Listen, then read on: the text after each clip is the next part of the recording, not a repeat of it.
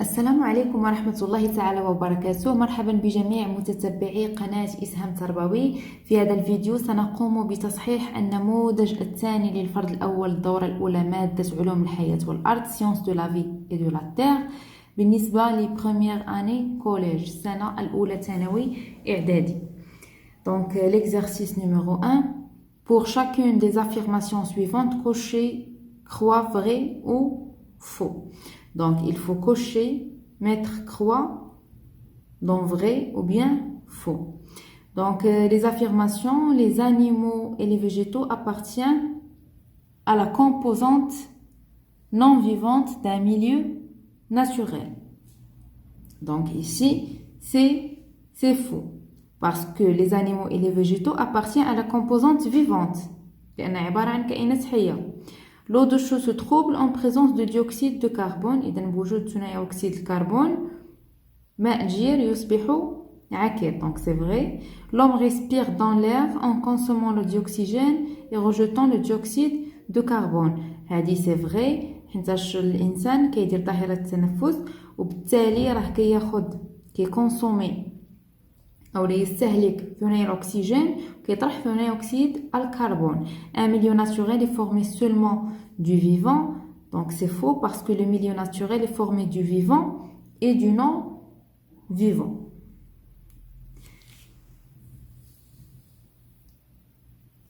Donc la deuxième question, associez chacun des mots à sa définition en remplissant les parenthèses ci-dessous. Donc هنا عطينا مجموعة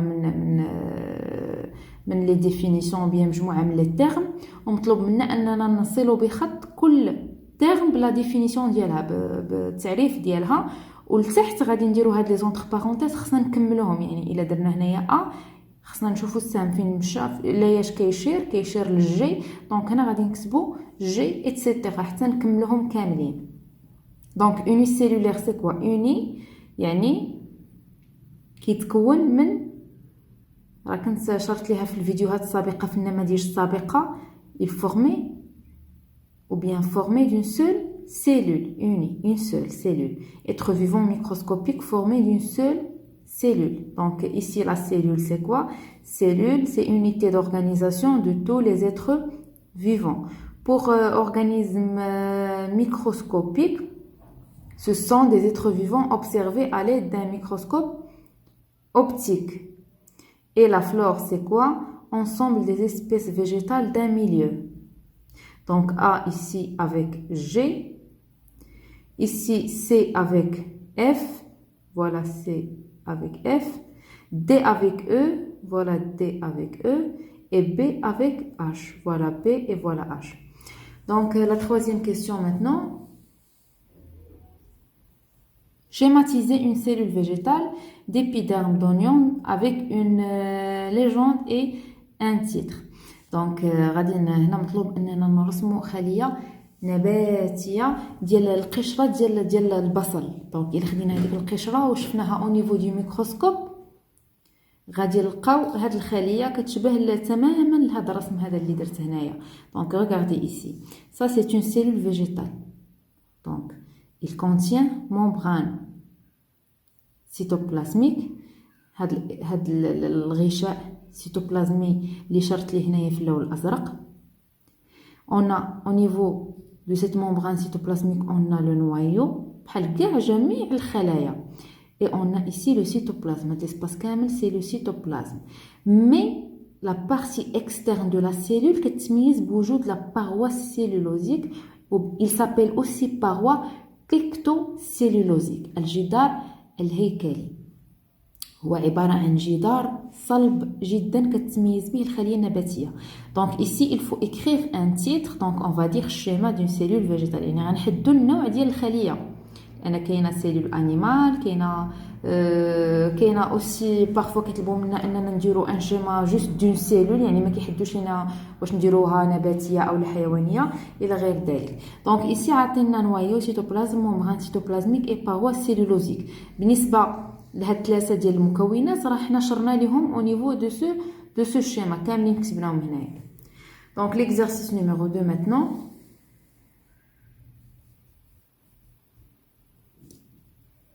Le document représente la répartition des constituants d'un milieu naturel.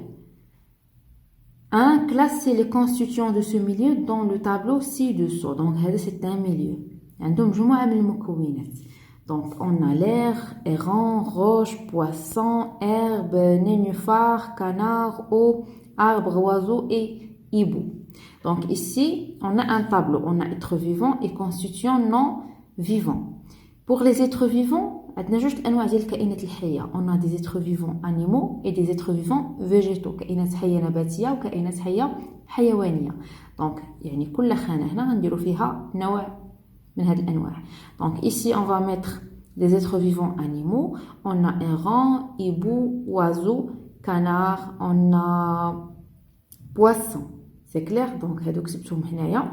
Pour les êtres vivants végétaux, on a arbre, on a aussi herbe, voilà herbe, et on a nénuphar. Pour les constituants non vivants, on a l'eau, voilà l'eau, on a l'air et on a aussi les roches. Donc voilà. La deuxième question, citez 3 caractéristiques des êtres vivants.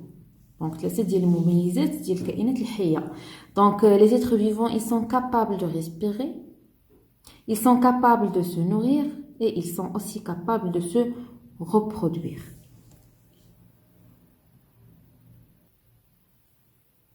L'exercice numéro 3. Le document 1 représente l'appareil respiratoire de l'homme. 1. Légender le schéma du document 1. Donc, au niveau de ce document, on a le schéma, on la légende. Et ici, comme vous voyez, on dit la légende, les radindir, donc, on a bronchiole, fosse nasale, branche, poumon, alvéole pulmonaire et trachée. Donc, numéro 1, ça, il s'appelle fosse nasale. Ici, numéro 2, on a trachée. Numéro 3, cette partie, il s'appelle branche. Numéro 4, regardez, ici, ça, il s'appelle bronchiole. Ici, la partie, ou bien le numéro 5, c'est les alvéoles pulmonaires. Et numéro 6, regardez, numéro 6, c'est ça et tout ça. Poumon droit et poumon gauche. Donc, les deux, c'est poumon. La deuxième question. Décrivez le trajet de l'air inspiré et de l'air expiré dans l'appareil respiratoire. Ici, on a la description de l'air inspiré, يعني اللي كيستنشقوا الإنسان, et l'air expiré اللي كيطرحوا الإنسان. Donc, trajet de l'air inspiré, يعني هذاك l'air اللي كندخلوه عبر الأنف والفم. شنو هو المسار ديالو, يعني منين كيدوز. Donc, la première chose ici, regardez. L'air inspiré, donc soit par le nez, soit par la bouche. Donc le nez et la bouche. Donc c'est تدخل تيجي تيمشي مع la trachée. تيهبط. Ensuite كيمشي les branches. Et ensuite كيمشي les bronchioles. وكيوصل لهاد les alvéoles pulmonaires. Donc la bouche et le nez, la trachée, branche, bronchiole, alvéoles pulmonaires. Maintenant, le trajet de l'air expiré. يعني l'air اللي كيتم الطرح ديالو من طرف الإنسان. Normalement, هو le sens inverse. يعني غادي نمشيو من الآخر. Donc ici les alvéoles pulmonaires. Ensuite bronchiole. Ensuite تيمشي مع la branche, trachée et la bouche et le nez. Donc alvéoles pulmonaires, bronchiole, branche, trachée, la bouche et le nez.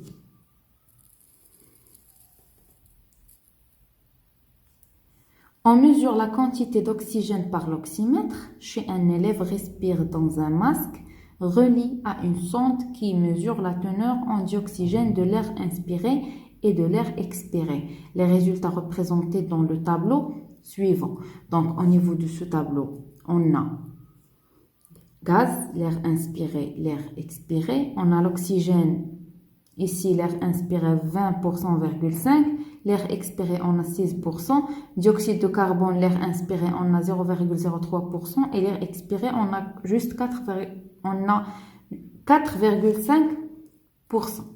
Donc la question, comparer l'air d'inspiration et l'air d'expiration. On a une muqarana entre les deux. Regardez ici. L'air inspiré est composé principalement d'oxygène, 20,5%. تلاحظ أن l'oxygène au niveau de l'air inspiré هي 20,5%. Le dioxyde de carbone ne représente que 0,03%. Voilà le dioxyde de carbone qui يساوي فقط 0,03%. Passons maintenant à l'air expiré. L'air expiré ne contient plus que 16% d'oxygène. Donc l'air expiré, il contient que 16% d'oxygène. Donc مقارنة معنا راح نقص. يعني هذاك الشيء اللي كيدخل ماشي قد هذاك الشيء اللي تيطرح الانسان خلال ظاهرة التنفس وبها la respiration. La teneur en dioxyde de carbone augmente de 0,03% à 4,5%. Donc هنا كنلاحظ ان le dioxyde de carbone في l'air inspiré كان هو juste 0,03%, mais l'air expiré تلاحظ ان هذه النسبة ارتفعت صبحت كتساوي 4,5%. Donc la quatrième question, qu'est-ce que tu remarques?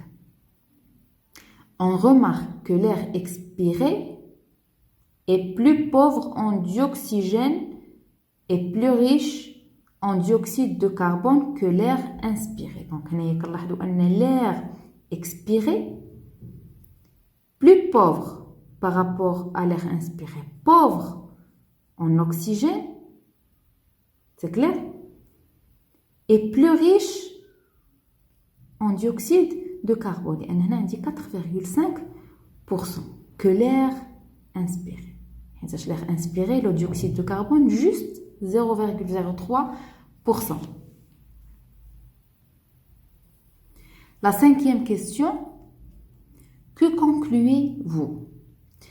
Il se produit des échanges à l'intérieur de notre corps. يعني أن الجسم ديالنا كيدير التبادلات الغازية. C'est clair, la respiration. إذا كنكونوا انتهينا من تصحيح نموذج ثالث لمادة علوم الحياة والأرض، الفرد الأول الدورة الأولى بالنسبة للأولى ثانوي إعدادي. لا تنسوا الاشتراك في القناة وتفعيل زر الجرس لكي يصلكم دائما كل جديد. كنتمنى لكم التوفيق. إلى اللقاء.